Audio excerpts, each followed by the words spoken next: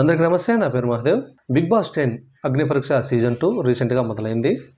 అందులో మొదటి ఎపిసోడ్లో జరిగిన కాంట్రవర్సీ విషయాలను గురించి మనం ఇప్పుడు తెలుసుకుందాం. 4వ కంటెస్టెంట్గా ఎంట్రీ ఇచ్చిన ఉప్పల్ బాలు తన స్టైల్లో ఎంట్రీ ఇస్తాడు. రాగానే తన గురించి చెప్పడం మొదలు పెడతాడు. మొదలు పెడుతుండగానే శ్రీముఖి అంటుంది, hey Balu, I'm big fan of you అని. అప్పుడు బాలు అంటాడు, థ్యాంక్ యూ అంటూనే తన గురించి మళ్ళీ చెప్పడం మొదలు పెడతాడు. నేను స్టార్టింగ్లో చిన్న చిన్న వీడియోస్ చేసుకుంటూ నా కుటుంబాన్ని పోషించుకునేవాడిని. ఆ వీడియోస్ చేయడం వలన మా వాళ్ళు, అంటే మా బంధువులు కావచ్చు, ఇంకోరు కావచ్చు, మమ్మల్ని ఫంక్షన్కి రావద్దనేసి మొక్క మీదే చెప్పేశారు. దానివలన నేను, నా కుటుంబం చాలా బాధపడ్డామని, దానివలన చాలా రోజులు నేను బాధపడుతూ చాలా రోజులు బాధపడ్డానని తన గురించి చెప్తూ ఉంటాడు. ఇంతలో నవదీప్ మధ్యలో కలుగజేసుకొని, అంటే మీరు చేసే వీడియోస్ అన్నీ వెక్కిలి వీడియోసే కదా అని. దానికి బాలు రిప్లైగా ఇస్తూ, లేదండి నేను స్టార్టింగ్లో అలా చేశాను, బట్ రాను రాను అవి తప్పు అని తెలుసుకొని రాను రాను అలాంటి వీడియోస్ చేయడం మానేశాను. సో ఇప్పుడైతే ఒక మంచి కంటెంట్ వీడియోస్ చేసుకుంటూ వెళ్తున్నాను అనేసి క్లియర్గా చెప్పడానికి ప్రయత్నం చేస్తాడు. సో మళ్ళీ మధ్యలో బిందు మాధవి కలుగజేసుకొని, బాలు మీరు ట్రాన్స్ కదా అని అంటుంది. దానికి ఉప్పల బాలు బాధపడుతూనే లేదండి అని చెప్తాడు.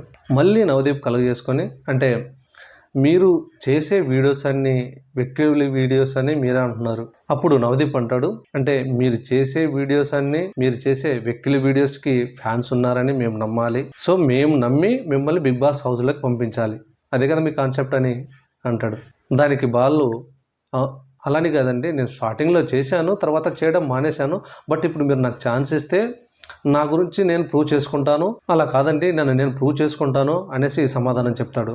దానికంటే మిమ్మల్ని మీరు హైలైట్ చేసుకోవడానికి ఈ షోకి వచ్చారు, దానికి మమ్మల్ని సపోర్ట్ చేయమంటున్నారు అన్నట్టుగా మాట్లాడతాడు నవదీప్. సో దీనివల్ల ఏమవుతుందంటే ఒకరి తర్వాత ఒకరు ముగ్గురు రెడ్ కార్డ్ ఇచ్చేస్తారు. సో ఇక్కడ మెయిన్ కాంట్రవర్సీ ఏంటంటే, వీళ్ళు సినిమాల్లో రొమాంటిక్ పేరుతో వాళ్ళు చేసే వెక్కిలి పనులన్నీ వెక్కిలి చేష్టలు కాదు, అవి వెక్కిలి సీన్స్ కాదు అవి. కానీ వీడియోస్లో ఇలాంటి వాళ్ళు చేస్తే అవి వెక్కిలి సీన్స్, వెక్కిలి వీడియోస్, వెక్కిలి చేష్టలు. అసలు ఇంకొకటి, 7వ కంటెస్టెంట్ రన్నింగ్ రాజా.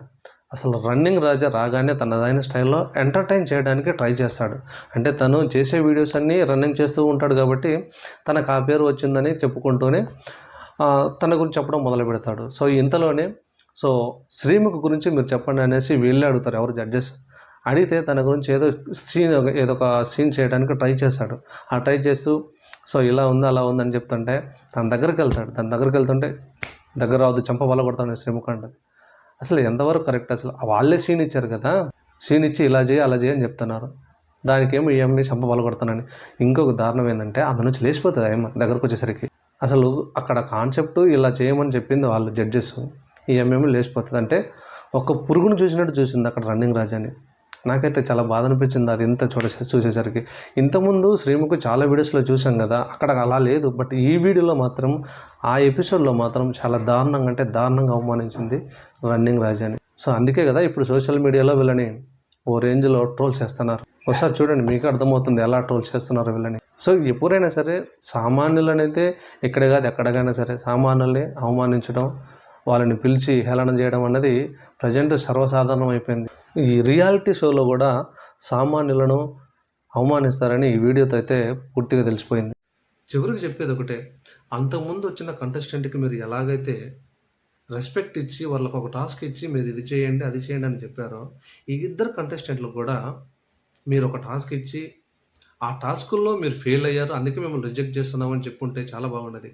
కానీ మీరు డైరెక్ట్గా, అంటే వాళ్ళు చేసే పనిని ఇన్సల్ట్ చేస్తూ, వాళ్ళు ఎలా ఉంటే మీకెందుకు నాకు అర్థం కాదు. ఇప్పుడు అక్కడికి వచ్చారు, సో మీరు చేయాల్సింది ఏంది, టాస్కులు ఇవ్వాలా. ఆ టాస్కుల్లో వాళ్ళు ఏదైనా సరే ఫెయిల్ అయినా లేకపోతే చేయలేకపోయినా సరే మీరు ఎలిమినేట్ చేయాలి. అంతేగాని డైరెక్ట్గా వాళ్ళ పర్సనల్ విషయాల గురించి అటాక్ చేస్తూ మాట్లాడడం, ఇన్సల్ట్ చేసి మాట్లాడడం, ఇదైతే కరెక్ట్ కాదు. సో నాకైతే అలా చేయడం కరెక్ట్ కాదని అనిపించింది. సో మీకేమనిపించిందో కామెంట్ రూపంలో తెలియజేయండి. ఈ వీడియో నచ్చినట్టయితే లైక్ చేసి సబ్స్క్రైబ్ చేయండి. అలాగే బెల్ కూడా పెట్టి కొడితే మరిన్ని వీడియోస్ వస్తాయి. Thank you.